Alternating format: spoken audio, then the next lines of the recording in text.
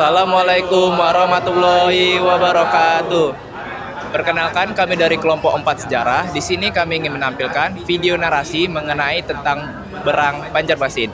Sebelum kita masuk ke videonya, alangkah baiknya kita memperkenalkan diri terlebih dahulu. Dengan saya Andre Maulana. Saya Nidia Marfansa. Saya Safira. Saya Refun Febrian. Saya Delvian Fausantana. Sekian perkenalan dari kami, silakan saksikan videonya. Latar belakang tokoh. Perang di Banjarmasin, sering dikenal sebagai Perang Banjar, berlangsung antara tahun 1859 hingga 1863 di Kalimantan Selatan.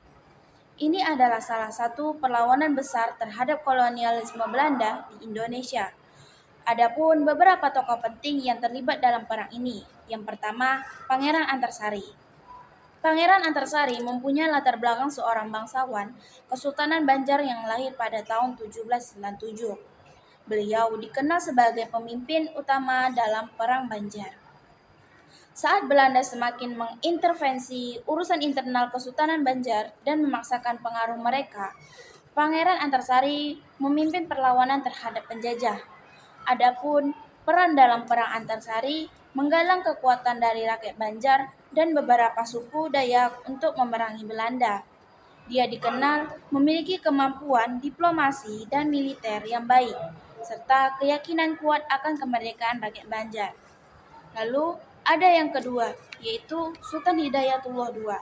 Sultan Hidayatullah II memiliki latar belakang pemimpin Kesultanan Banjar yang sempat menduduki tahta. Namun, pada masa pemerintahannya, pengaruh Belanda di Kesultanan semakin kuat, dan ini memicu perlawanan dari kalangan bangsawan dan rakyat. Adapun peran dalam Perang Sultan Hidayatullah yaitu ikut serta dalam upaya untuk membebaskan Kesultanan dari pengaruh Belanda. Dia diasingkan oleh Belanda pada tahun 1862 ke Cianjur, Jawa Barat. Meskipun demikian, semangat perlawanan terus berlanjut meskipun kesultanannya jatuh. Yaitu ada yang ketiga, Pangeran Amir. Pangeran Amir mempunyai latar belakang salah satu keturunan kerajaan Banjar yang juga berperan dalam perlawanan terhadap kolonial Belanda. Adapun peran dalam perang yaitu mencoba membangun aliansi dengan kerajaan-kerajaan lain di Kalimantan untuk melawan Belanda. Namun, kekuatannya tidak cukup untuk menghadapi militer Belanda yang lebih kuat. Perang Banjar berakhir dengan kekalahan militer bagi rakyat Banjar dan pada akhirnya Belanda menguasai wilayah tersebut secara penuh. Namun, perlawanan dari tokoh-tokoh seperti Pangeran Antarsari meninggalkan warisan penting dalam sejarah perjuangan kemerdekaan Indonesia. Baik, saya akan menjelaskan tentang proses tokoh Perang Banjarmasin. Perang Banjarmasin berlangsung dari 1859 hingga 1905, dipicu oleh sengketa suksesi di Kesultanan Banjar setelah kematian Sultan Adam. Pangeran Antarsari dan Pangeran Hidayatullah II muncul sebagai tokoh utama perlawanan melawan Belanda, yang mendukung Pangeran Tamjidillah II secara sepihak. Strategi perang gerilya diterapkan oleh para pemimpin ini, dengan Antarsari dinobatkan sebagai Sultan Banjar pada tahun 1862. Perang berakhir setelah kematian Antarsari pada tahun 1862 dan penangkapan banyak pemimpin perlawanan oleh Belanda. Menjelaskan akibat dari Perang Banjarmasin. Untuk yang pertama, akibat kepada tokoh, Pangeran Hidayatullah adalah pangeran yang memimpin perang bersama Pangeran Antarsari. Namun pada Februari 1862, Belanda menangkap Pangeran Hidayatullah dan membawanya ke Cianjur, Jawa Barat. Selanjutnya, ada akibat untuk peristiwa daerah Kalimantan dikuasai sepenuhnya oleh Belanda, dan Belanda menghapus Kesultanan Banjar dan juga mengambil paksa sumber daya alam dan juga rempah-rempah yang ada di daerah tersebut. Lanjut yang kedua yaitu latar belakang peristiwa. Perang di Banjarmasin terjadi akibat meningkatnya campur tangan Belanda dalam urusan Kesultanan Banjar, termasuk pengangkatan sultan tanpa persetujuan rakyat dan pemaksaan kontrak dagang. Ketidakpuasan rakyat terhadap monopoli perdagangan dan penyingkiran bangsawan lokal oleh Belanda memicu pemberontakan. penurunan kekuasaan kesultanan, ketidakadilan ekonomi, serta eksploitasi sumber daya alam juga menjadi latar belakang konflik ini. Perang Banjar adalah bentuk perlawanan rakyat Banjar dan suku Dayak terhadap kolonialisme, dipimpin oleh Pangeran Antasari dan Sultan Hidayatullah II. Baik, selanjutnya saya akan menjelaskan proses peristiwa Perang Banjarmasin. Perang Banjarmasin berlangsung dari 1859 hingga 1905, dipicu oleh campur tangan Belanda dalam urusan Kesultanan Banjar. Pada 25 April tahun 1859, Pangeran Antasari menyerang tambang batubara di Pengaron, diikuti oleh serangan pasukan Muning. Perang ini melibatkan strategi gerilya dengan pertempuran di berbagai lokasi, seperti Martapura dan Tabanio. Pangeran Hidayatullah II ditangkap pada 1862 dan setelah kematian Pangeran Antasari pada 11 Oktober tahun 1862, perlawanan dilanjutkan oleh pengikutnya hingga awal abad ke-20. Lanjut yang ketiga yaitu latar belakang keterangan waktu.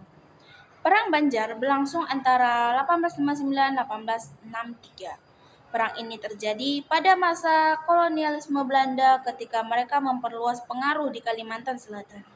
Pada tahun-tahun tersebut, Belanda semakin mengintervensi politik dan ekonomi Kesultanan Banjar, memicu perlawanan rakyat yang dipimpin oleh Pangeran Antasari dan Sultan Hidayatullah II. Proses keterangan waktu Perang Banjarmasin. Perang Banjarmasin terjadi pada tahun 1859 sampai 1863. Konflik ini merupakan perlawanan rakyat Kalimantan Selatan terhadap penjajahan Belanda, dipicu oleh campur tangan Belanda dalam suksesi Kesultanan Banjar. Pada tahun 1859, Belanda membubarkan kesultanan dan memicu perlawanan di bawah pimpinan Pangeran Antasari. Perang ini ditandai dengan serangkaian serangan gerilya melawan kekuatan Belanda. Pangeran Antasari memimpin perlawanan hingga wafat pada 1862. Namun perlawanan terus berlanjut hingga 1863. Meskipun akhirnya Belanda berhasil menguasai wilayah tersebut. Di sini saya akan membahas mengenai beberapa akibat penting dari segi waktu Perang Banjarmasin. Yang pertama ada pada tahun 1863, Kesultanan Banjar secara resmi dihapuskan oleh Belanda. Perlawanan menurun setelah kematian Pangeran Antasari pada 1862. Perlawanan rakyat Banjar semakin melemah dan kontrol Belanda atas wilayah tersebut semakin kuat. Kekuasaan Belanda semakin kokoh di Kalimantan Selatan hingga masa penjajahan Belanda berakhir pada awal abad ke-20. Lanjut yang keempat yaitu latar belakang keterangan tempat. Perang Banjar terjadi di wilayah Kesultanan Banjar yang berpusat di Banjarmasin, Kalimantan Selatan. Konflik ini meluas ke daerah sekitar termasuk pedalaman Kalimantan dan wilayah kekuasaan Kesultanan Banjar. Rakyat Banjar dan suku Dayak yang tinggal di hutan-hutan serta daerah pegunungan turut berpartisipasi dalam perlawanan. Wilayah Kalimantan yang kaya sumber daya alam, terutama batu bara dan kayu, menjadi salah satu alasan Belanda ingin menguasai daerah ini. Baik, di sini saya akan menjelaskan proses keterangan tempat Perang Banjarmasin. Yang pertama ada Pengaron. Tempat serangan pertama pada tambang batu bara Belanda pada tahun 1859. Wilayah ini menjadi awal dari perlawanan fisik terhadap kekuasaan kolonial. Yang kedua, Martapura, ibu kota Kesultanan Banjar, menjadi pusat konflik politik dan militer antara Belanda dan pihak Kesultanan, serta tempat pertarungan pengaruh antara Pangeran Tamjidillah dan Pangeran Hidayatullah. Yang ketiga, Benteng Tabanio, wilayah pesisir yang menjadi salah satu benteng pertahanan Belanda. Pasukan Banjar menyerang benteng ini dalam upaya melemahkan kekuatan Belanda. Begitupun ada keterangan akibat atau akibat dari tempat. Yang pertama ada wilayah Kesultanan Banjar. Setelah perang, wilayah yang sebelumnya dikuasai oleh Kesultanan Banjar sepenuhnya jatuh di bawah kekuasaan Hindia Belanda. Wilayah-wilayah seperti Martapura, Pleihari, dan hulu sungai menjadi bagian dari wilayah administratif Belanda. Pusat pemerintahan beralih Belanda memperkuat kontrol administratif dan militer di wilayah Kalimantan Selatan yang sebelumnya berada di bawah pemerintahan lokal kesultanan. Akibat-akibat ini mempengaruhi struktur pemerintahan dan kehidupan sosial di Kalimantan. Sekian materi dari saya, terima kasih. Sekian video dari kami. Wassalamualaikum warahmatullahi wabarakatuh. Thank you, everyone! Thank you, Elmar! Boom!